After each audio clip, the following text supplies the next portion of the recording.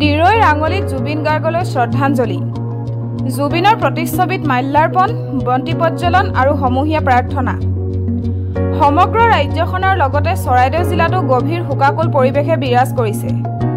জিলাখনৰ দুয়োখন নগৰৰ ব্যৱসায় প্ৰতিষ্ঠানৰ লগতে অন্যান্য অনুষ্ঠানসমূহো সম্পূৰ্ণৰূপে বন্ধ কৰি নিস্তব্ধ হৈ পৰিছে সকলো পৰিৱেশ।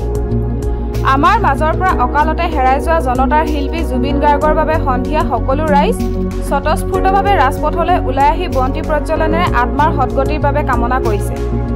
জিলাখনৰ গাঁৱে ভূঞে বন্তি প্ৰজ্বলন কৰাৰ লগতে জুবিনৰ প্ৰতিচ্ছবিৰ সন্মুখত মাল্যাৰ্পণ কৰা শ্ৰদ্ধাঞ্জলি অনুষ্ঠানসমূহে আকাশ বতাহ কঁপাই তুলিছে।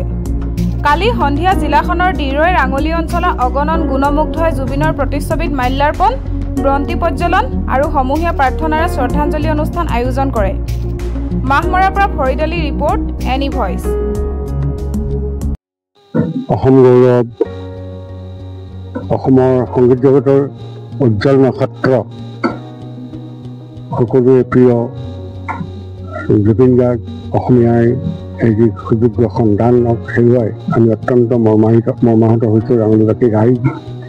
তেওঁৰ কণ্ঠই কেৱল অসমকে নহয়, ভাৰতকে নহয়, সমগ্ৰ বিশ্বক মোহিত কৰি ৰাখিছিল, যাৰ বাবে তেওঁ বিশ্বশ্ৰেষ্ঠ কণ্ঠশিল্পীৰ সন্মান পাবলৈ সক্ষম হৈছিল।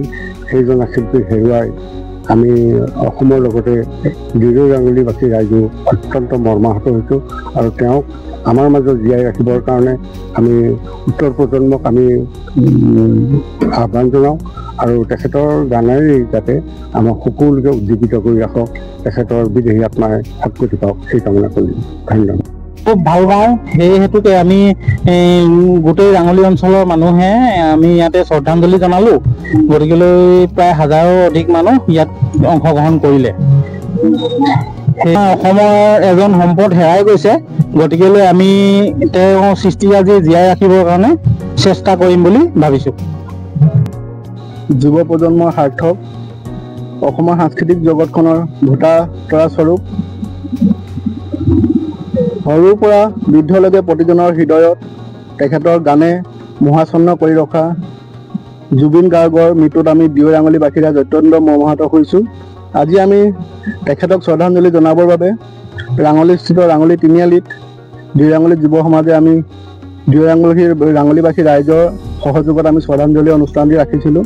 ইয়াত সমূহ ডিৰৈ ৰাঙলীবাসী ৰাইজ আহি স্বতঃস্ফূৰ্তভাৱে তেখেতক শ্ৰদ্ধাঞ্জলি জ্ঞাপন কৰিলে।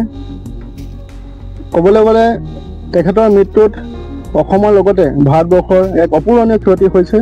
আমি যুৱ প্ৰজন্মই তেখেতৰ গানৰ মাজেৰে আমি ভৱিষ্যতলৈকে তেখেতক আমি জীয়াই ৰাখিম।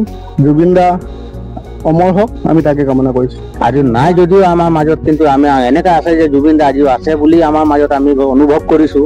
আৰু হয়তো আমি আজি দিল্লীৰ পৰা বা হেৰি কি বুলি কয় হেৰিৰ পৰা আজি আমাৰ ইয়ালৈ আহিছে বুলি আমি অনুভৱ কৰিছোঁ যে আমি জিন্দা সন্মুখত আমি দেখিব পাম বুলি মানে আমি হেৰি কৰিছোঁ, আশা কৰিছোঁ যে আজি আমি কালি বা সোমবাৰ মংগলবাৰে আমি দেখিব পাম বা কালি দেওবাৰ কালিও দেখিব পাম বাৰু। আমি সেইটো ক'ব পৰা নাই, কিন্তু আমি আইনে কি হেৰি কৰিছে, চৰকাৰে কি নিৰ্দেশ লৈছে সেইটো আমি ক'ব পৰা নাই, কিন্তু আমি দেখিব পাম বুলি আমি এটা আশা ৰাখিছোঁ। কিন্তু আমি শ্ৰদ্ধাঞ্জলি আজি জনাইছোঁ, কিন্তু আমি দেখিম বুলি তাক এটা আশা আছে।